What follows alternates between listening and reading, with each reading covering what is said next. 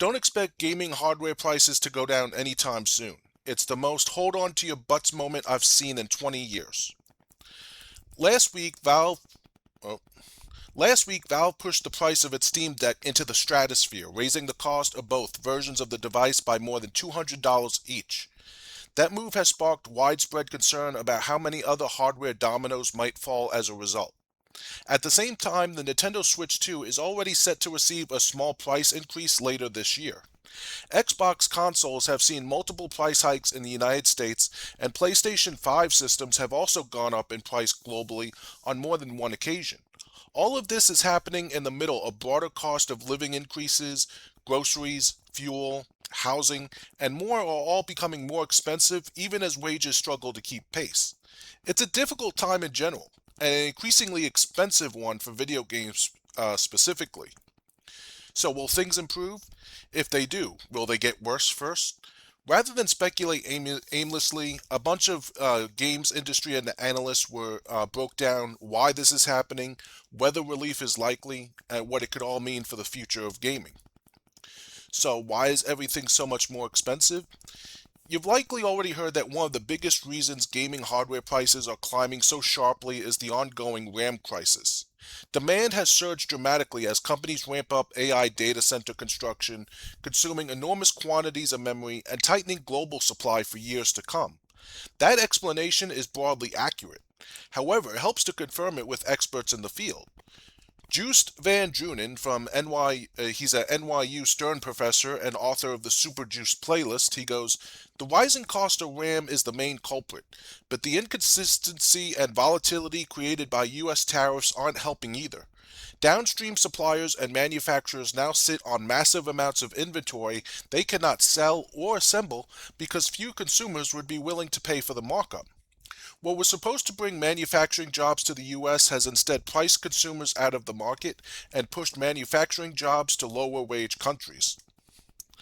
Dr. Sukan Toto, CEO of Canton Games, agrees with that assessment. He says he had persistent inflation worldwide and geopolitical instability, such as the Iran war, are also contributing factors to the current situation. Daniel Ahmad, Director of Research and Insights at Nico Partners, also points to currency fluctuations as another piece of the puzzle. Ahmad notes that however many of these pressures are more concentrated in the US and Western markets, he argues that other regions are faring better in comparison.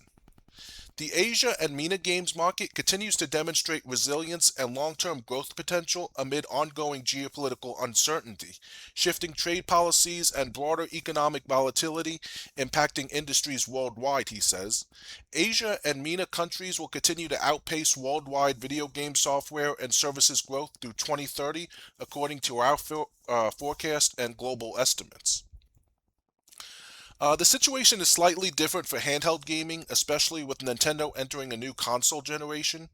James McWhirter, senior analyst at Omdia, explains that while manufacturers can subsidize hardware costs, component prices are rising faster than those subsidies can offset, something particularly challenging for Nintendo. He says, we further expect price increases to the price of let me rephrase that. We expect further increases to the price of Switch 2 in 2027. So are hardware prices done rising? No, they're not.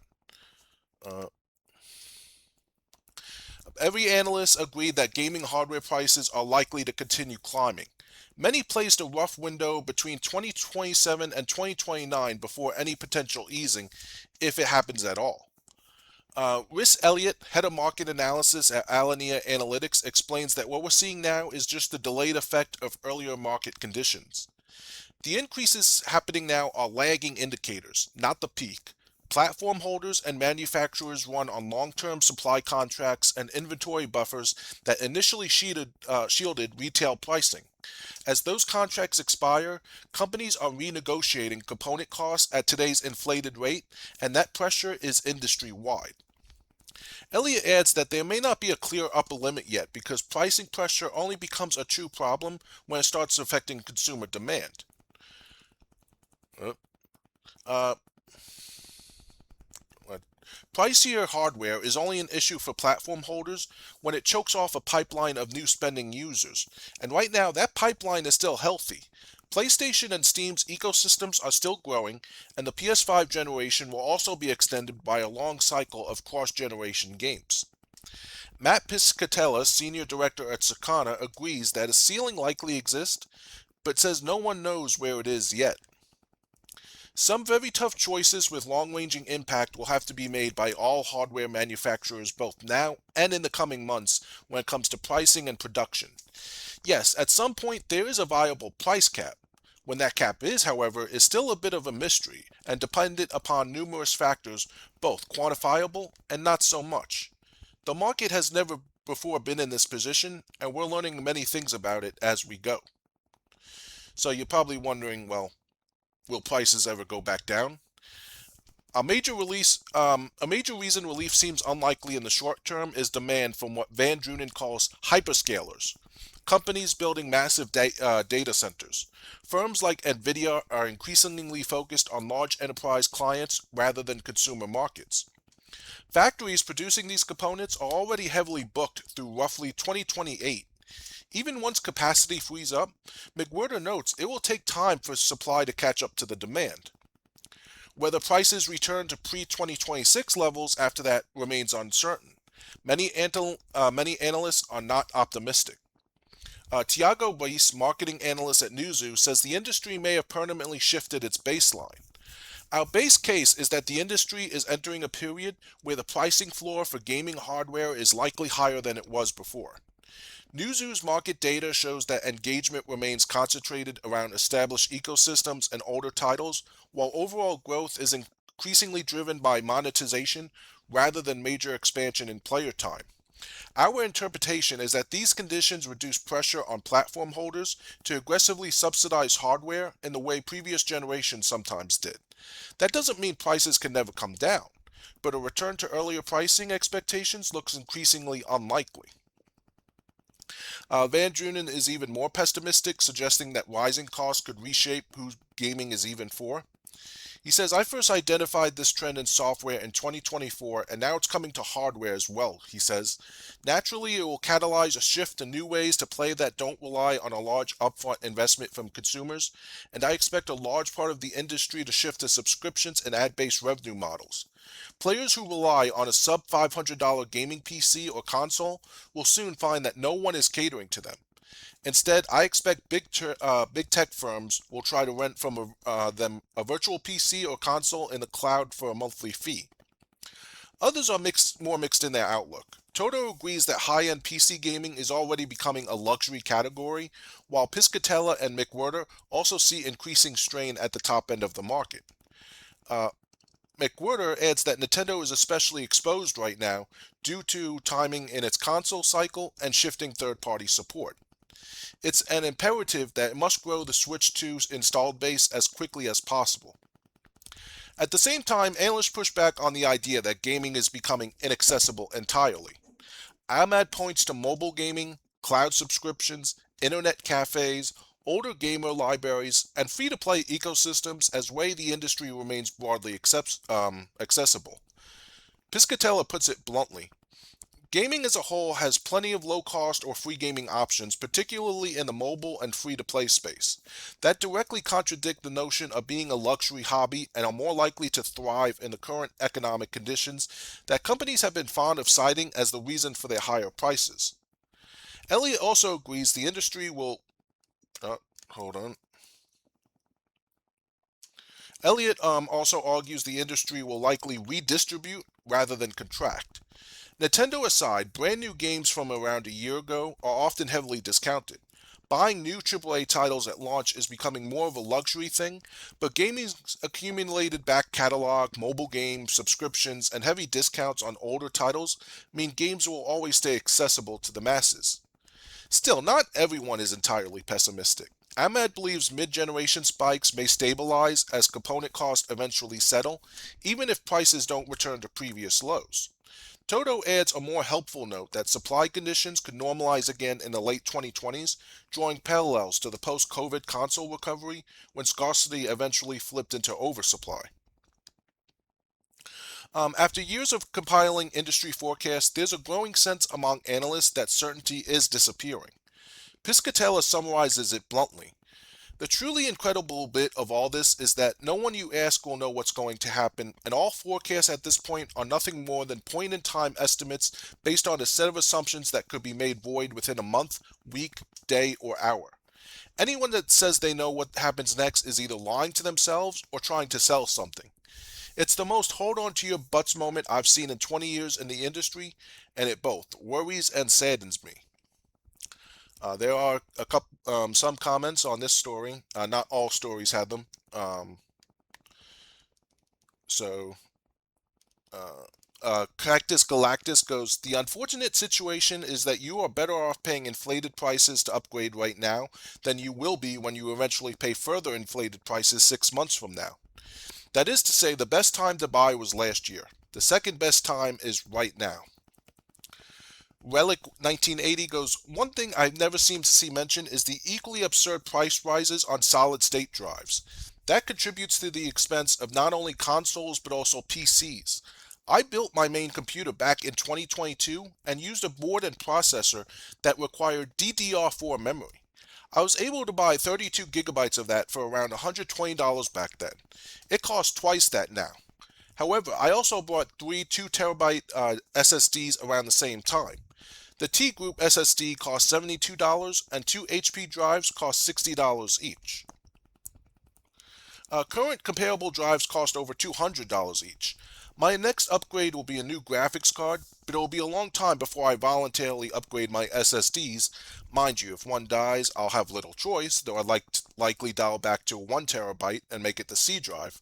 Current gen consoles rely on SSDs, and certainly next gen machines will, so it ain't just DDR5 causing the price hikes. Stealth Mantis goes, I feel bad for the young folks who still have their entire gaming lives ahead of them. It really sucks that they have nothing but an increasingly cost prohibitive hobby to look forward to. Me, I'm 45 already. I've got all three current gen systems. If the next round is crazy expensive, I can very easily just not bother. I've got more than enough video games to keep me busy for the rest of my life if I never bought another one, and I stopped at the current gen consoles. I have no problem whatsoever just opting out of buying new stuff and playing through my backlog for the rest of my life, or for as long as I can still grip a controller at least. Alright, so my feeling on that is, yeah, unfortunately, there's no way around it. Gaming has been getting a lot more expensive. That's a given. Um, and unfortunately, I used to say this on the podcast all the time with Dr. Games 101. Just go back to retro. And unfortunately, if unless you want to stick with the main generation as it is now, PS5, Xbox Series, and Switch 2, if you can get in on the Switch 2, if you haven't already, um, that's really your only choice. Because, as these consoles, uh, we hear them possibly going to $800, $900. Not many people can afford that. And then you got to think about, well, these video games, they're not $60 anymore. Now they're 70 or 80, and publishers want Take Two to raise the price of Grand Theft Auto 6 to possibly $90 or $100 for the base game. Not many people can just drop $1,000 on the console and then still buy even $60 games, let alone 70, 80, 90, or $100. It's not many people can afford that. Um, so yeah, I mean, this isn't a go back to retro thing entirely, because you're mad at the gaming company. You're mad at like a certain publisher or gaming publishers in general or system console developers. It's just what you can afford at this point. Um, there's a lot of games, and another thing, there's a lot of games. I'm 39. There were a lot of games coming out that we either A, never heard of as a kid, but were actually quite good or fun to play, or games that we wanted to play as kids, like when we used to see commercials on TV, and we just never got to try that game because money was a lot harder to come by, except for maybe birthdays and Christmas. So, and even then, that wasn't enough to buy every single game that you were interested in. So, I mean, whatever consoles you have, or that you enjoyed as a kid, if you can get, maybe you like Sega Genesis as a kid, but you don't have your current Genesis now. Maybe you get one. It's all up to you. Some people will say, "Hey, get a PlayStation 3 and Xbox 360." I still have my PlayStation 3, Xbox 360, and Wii U. I also am, but the most recent system I have is the base Xbox One. So it's all up to you, specifically what consoles you want to get.